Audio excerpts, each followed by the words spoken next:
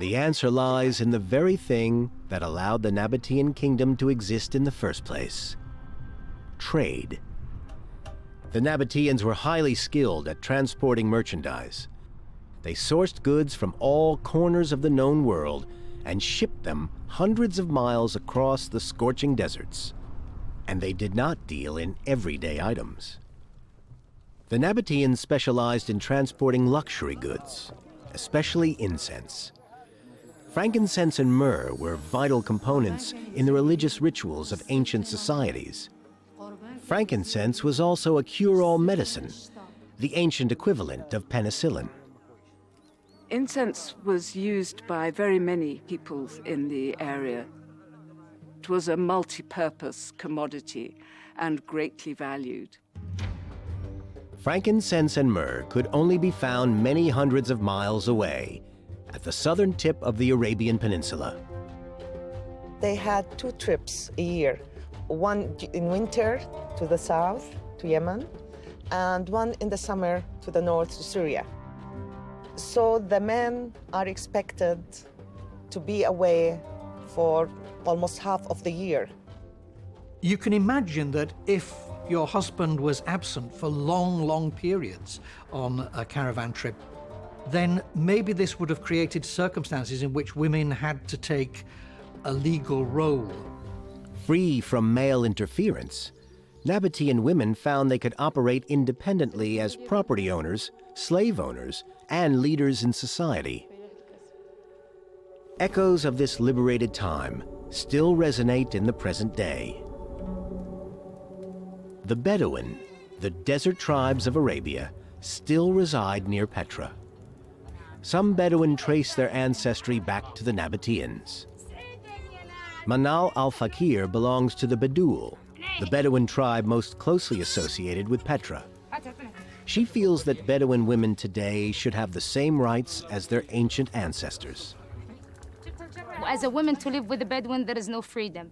Because the woman here, she have to work, she have to clean, she have to cook, she have to do many things, and the man, he couldn't do nothing. For me, it's different. I have more open-minded. I prefer when I get married, I need my husband to share with me life, to cook with me, to do many things with me. But me, because I work with the tourism, I get different mind, more open-minded. And this is nice, help, you know, make you to see, you feel more a human being to, as a woman, to live in this life. Some Nabatean women traced descent on the female side of the family, demonstrating their power and status in society. In doing so, they may have been hearkening back to an earlier time, hundreds of years before the rise of the Nabateans, when great queens ruled in Arabia. The most famous of these monarchs was the Queen of Sheba, who lived 1,000 years before Christ. The Bible tells us that she visited King Solomon, bringing presents of gold, jewels, and spices. The Nabateans also had queens, strong-willed women who wielded extraordinary power. Traces of their status can still be found in the Nabatean capital, Petra.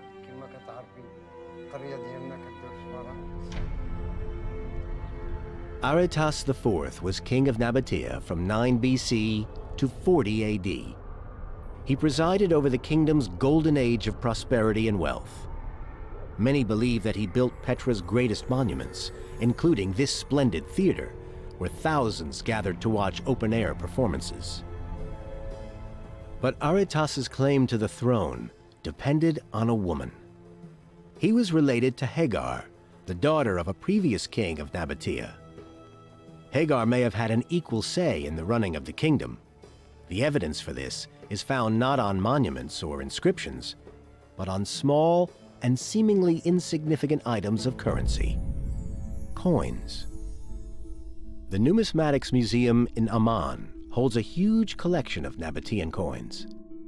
These small discs of metal give amazing hints of the power games that went on in the Nabatean monarchy. Depicting figures of busts of the queens on the Nabatean coins, it reflects that the Nabateans, they respect their women or they respect their queens.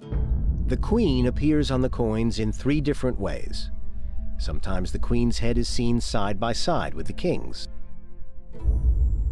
On the other coins, her head appears on its own on the reverse of the coin. And on some, the queen can be seen standing on her own. At first, there were figures of queens on coins, but no names were mentioned. From the time of Aretas IV, around 9 BC, the queens are mentioned in names. Their portraits are either next to the king or on opposite sides, and they are mentioned by name as queens of the Nabateans. This tradition went on consistently for well over a century. Now, this is unusual.